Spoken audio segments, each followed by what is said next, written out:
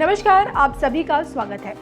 6 महीने पूरे हो चुके हैं, लेकिन जानलेवा कोविड-19 है जो जाने का नाम नहीं ले रहा है। दिन पर दिन कोरोना का प्रकोप बढ़ता ही जा रहा है और डरावने आंकड़े थमने का नाम नहीं ले रहे हैं। राहत बस इतनी सी है कि रिकवरी रेट में बढ़ोतरी हो रही है और आलम यह है कि अब मजबूरन लोगों ने जानलेवा कोरोना के साथ रहने की आदत डाल ली है।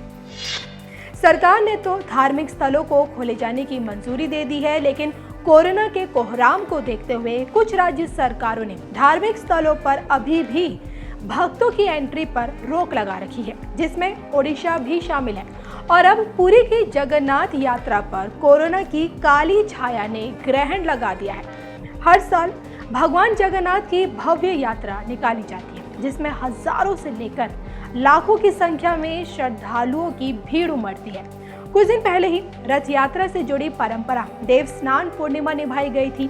हिंदू कैलेंडर के अनुसार देवस्नान पूर्णिमा साल का पहला त्योहार होता है और इसलिए कोरोना के बढ़ते खतरे को भांपते हुए मंदिर से जुड़े कम से कम लोगों की मौजूदगी में इस परंपरा को निभाया गया।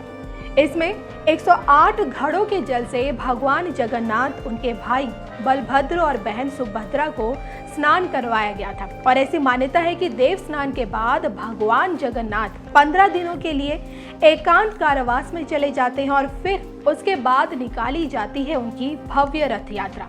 लेकिन इस बार भगवान जगन्नाथ की इसी भव्य यात्रा पर देश की सर्वोच्च अदालत सुप्रीम कोर्ट ने रोक लगा दी।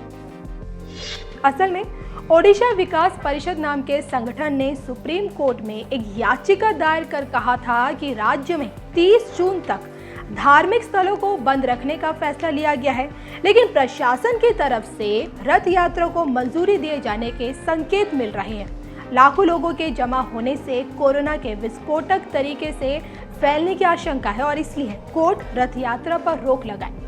राज्य सरकार से ये कहे कि वो इस साल यात्रा की अनुमति ना दे।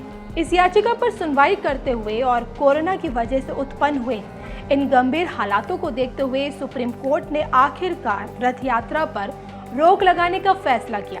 कोर्ट का कहना है कि अगर हम रथ यात्रा को अनुमति नहीं देंगे तो भगवान जगन्नाथ हमें इसके लिए माफ कर देंगे। हालांकि कोर्ट ने यह भी कहा कि भगवान जगन्नाथ का काम कभी नहीं रुकता है। तो भगवान जगन्नाथ की भक्ति में डूबे हजारों लाखों लोग पूरे 9 दिनों तक चलने वाली इस रथ यात्रा के दौरान भगवान जगन्नाथ, भगवान बलभद्र और देवी सुभद्रा के लकड़ी से बने भारी भरकम रथों के परंपरागत रूप से 2 बार 3 किलोमीटर तक हाथ से खींचते हैं। लेकिन अब जो कि कोर्ट ने रथ यात्रा पर रोक लगा दी है और ऐसे में सदियों से चली आ रही इस परंपरा को कैसे निभाया जाएगा, अब ये देखना बाकी है।